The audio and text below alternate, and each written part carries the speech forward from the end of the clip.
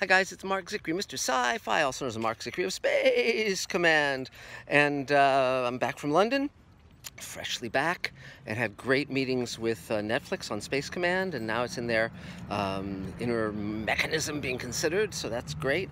And also met with BBC and ITV and Endemol Shine and on, and 2 meetings at the House of Lords on various our feature and TV projects, and lots to talk about in the near future. But what I'm here to talk about now is, while I was away in London and on airplanes, I had a chance to catch up with a couple of series, and particularly during the government shutdown in the Trump United States. Wanted to talk about Handmaid's Tale Season 2 and Man in the High Castle Seasons 2 and 3, particularly Season 3. And because they're both about dystopic futures in America, or you could say with Man in the High Castle, it's just an alternate history in which the Nazis and the Japanese won World War II, based on Philip K. Dick's Hugo award-winning novel, which I highly recommend. He's an amazing writer, and it's one of his best books. And Frank Spotnitz has done a great job of adapting the show and expanding it, because in the book we mainly see the occupied Japan of America, not the East Coast that the Nazis hold sway over. And Philip K. Dick actually started a sequel that dealt with the Reich, and I think some of those elements have been integrated into the series, but he didn't finish that novel because it was just too depressing, and he'd spent enough time dealing with this very dark parallel world.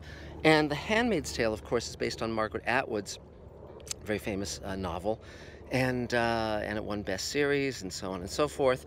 And they're both really very good shows, and I recommend them. And but clearly The Handmaid's Tale in its second season, which expands out from the initial purview of the show and gets into some other areas.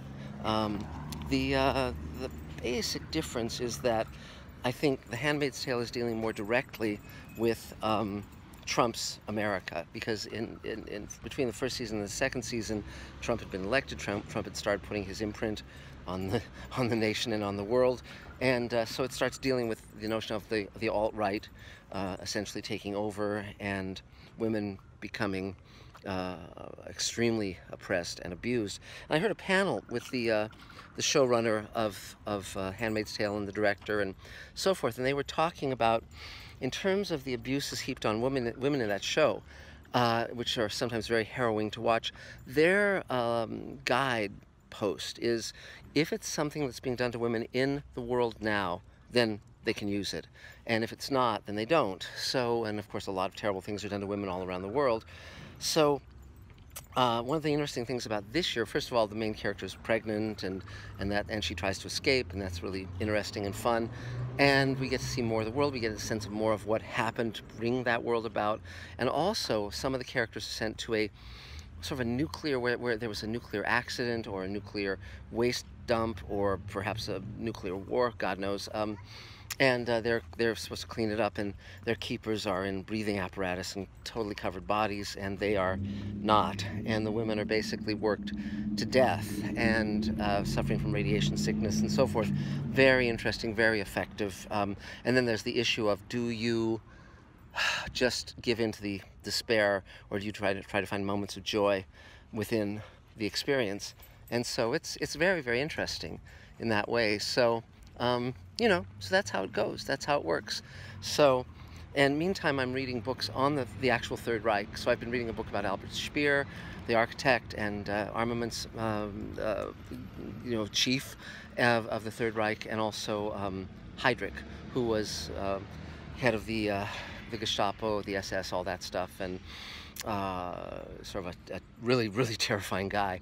And then I'm also starting to read a book on whether Hitler survived. You know, they did a DNA test on what was ostensibly his fragments of his skull that the Soviets had been, the Russians, previously the Soviets had been holding, and it turned out to be actually a woman, not a man. And so there's really some question about whether there's any actual proof of Hitler dying. And knowing that people like Mengele, Dr. Mengele, and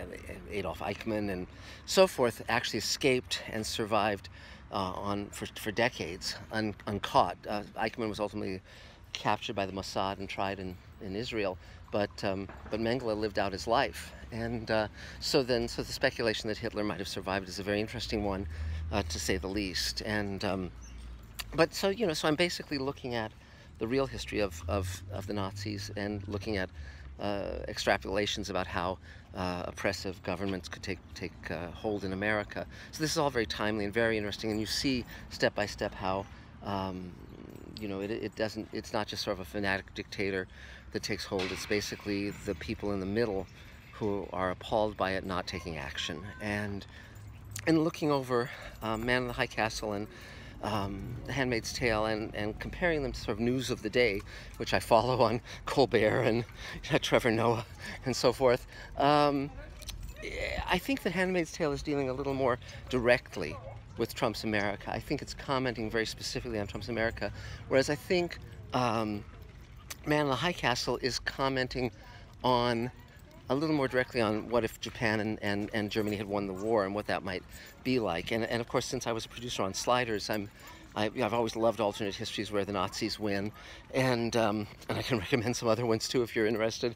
The SSGB has just been made into a miniseries that's based on Len Deighton's novel. There's also Fatherland, which is a very good novel by Robert Harris that's been done as a less effective miniseries with Rutger Hauer some years ago, and also a very good audio dramatization by the BBC with Anton Lesser, who's a very good actor. He's in Game of Thrones and many other wonderful things. And It Happened Here, which is a pseudo-documentary film that was done back in the 60s and is very, very good. I recommend it as well.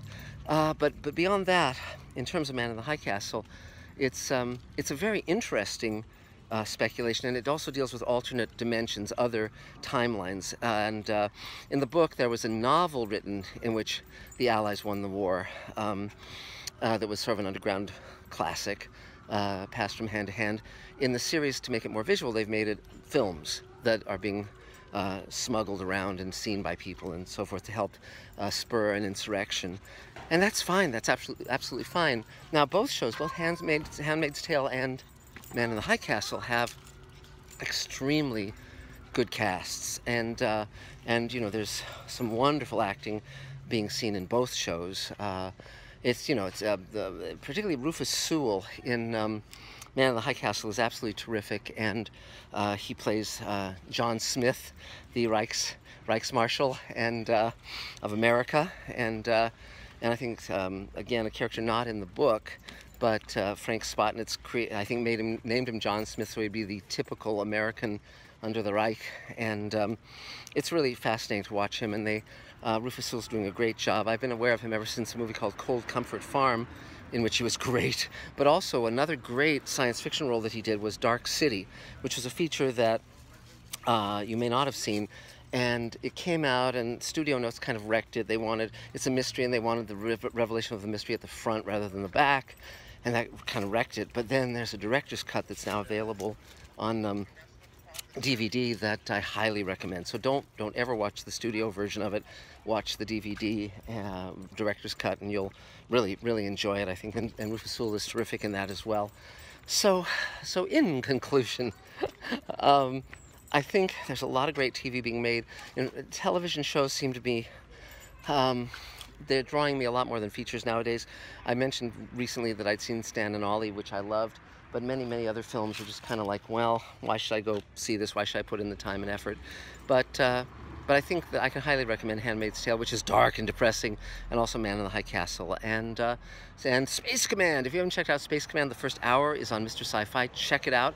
It has trailers for 5 more hours. We're going to be having a crowdfunding campaign to raise the money to shoot the rest of the 2-hour story, Forgiveness, and Elaine and I have laid out the entire season and beyond, which we talked to Netflix about, and they were very receptive. So we'll see what happens, but that's it for now. We're still selling Space Command shares, $7,500 a piece. Just email me at marczicree@gmail.com or call me at 323-363-1259. And definitely subscribe to Mr. Sci-Fi. I'm going to be posting a lot more to come, and including the history of science fiction in film and the history of science fiction in radio and television. So until next time, we'll talk soon, and thanks for everything. Bye, guys.